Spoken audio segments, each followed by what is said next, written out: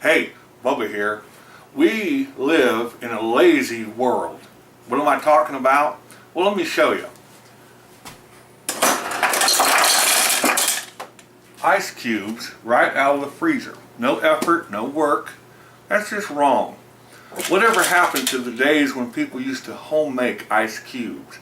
Now some of you probably think, can you home make ice cubes? I didn't know you could do it. I have a refrigerator like you got right there. Well, today's video I'm going to show you how to make homemade ice cubes. There's a lot involved when making your own ice cubes, and that's probably why some people don't do it. They say it's just too confusing, it's just too complicated. Well, here's the thing. You can go to the dollar store or the Dollar Tree and you can buy your own little trays and decide exactly what you want. Now, I only spent about $40, okay?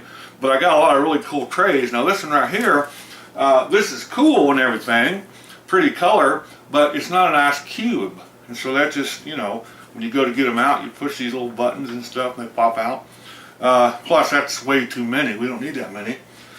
Then you have novelty trays. I don't know if you can see this, but this one right here, this is Han Solo frozen in carbonite. Problem is, we're making ice cubes, not carbonite cubes, alright? And I don't think you should be drinking those anyways. But it's still cool. Then we have, these are pretty neat. These, you freeze them in little ice tubes, not cubes, tubes. That's a whole nother video. And you can put these in soda bottles. It doesn't matter whether it's 2 liters or a 20 ounce, you can just drop them right in there. That's pretty cool. And then you have little twisty star looking things. They're kind of cool, but I don't know. And then you have fish. A lot of people like the fish. But the one we're going to use today is the T7 3x3. You say T7 3x3? Oh yeah. This particular tray, as you see, it's 3x3, so it makes a total of 9 ice cubes. That's perfect. And we call it a T7 because it's 7 inches by 7 inches. And so it's a nice lime green, and this is perfect. Now what you do, you come over here to the sink.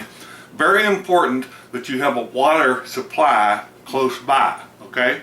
You come over here to the sink, and you want to take and test the water temperature. Now you can do a couple things. You can get a thermometer, or you can stick your finger in there, it doesn't matter. And you just make sure it's the right temperature. And right now it's hot, so that ain't what I want. So what you want to do is turn it over to the cold side, stick your finger in there, wait till it gets the right temperature. Then what you do is you take the tray. Now a lot of people at this point they say, okay, so you just put it under the water and you just start filling it up. No, that's what's wrong. You have to have a special device, which I do. Now these are very expensive. Only professionals get these. And what you do, you fill this up halfway, and then you take the tray, it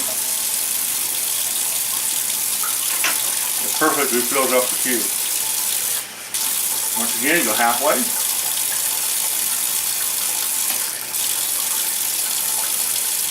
And you just do that until they're all filled up. Now you might say, now why wouldn't you just run it underneath the water? That's lazy. That's why.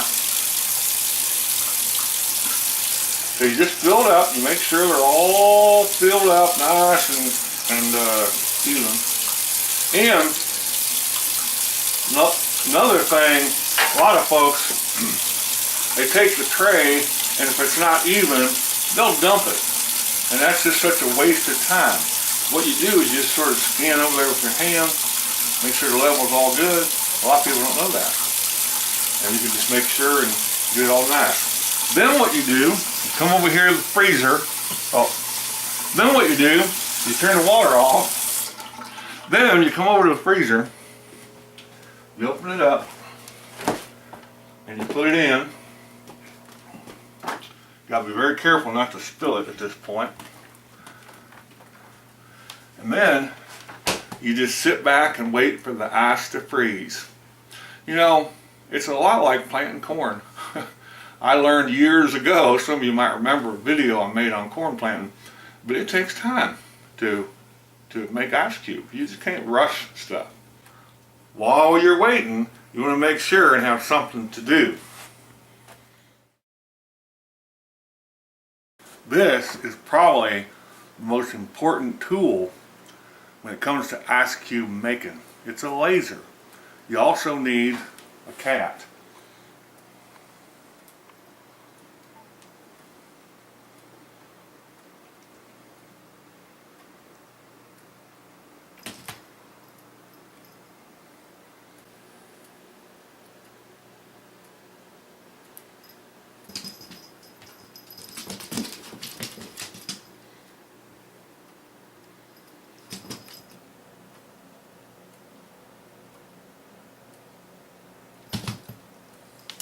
The idea is you need to kill a couple hours while the ice cubes are freezing.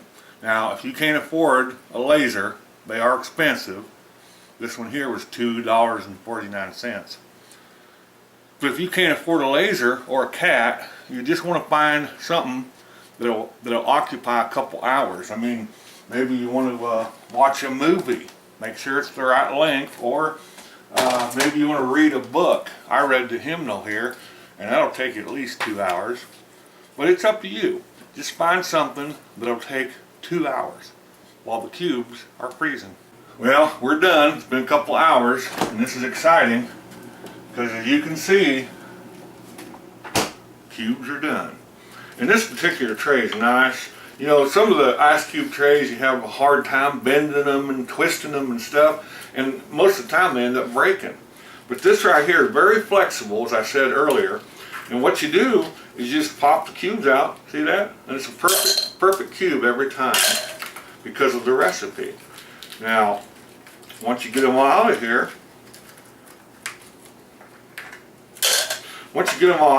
now, for the sake of time, I won't put them all in here because there's 9 of them.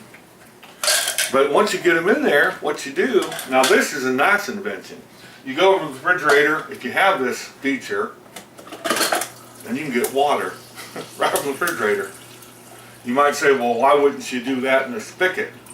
Because the spigot's 10 feet away. I'm standing right here. And there you go. Ice cold water with homemade ice cubes. Well, we'll see you next time with an exciting new tip from Bubba.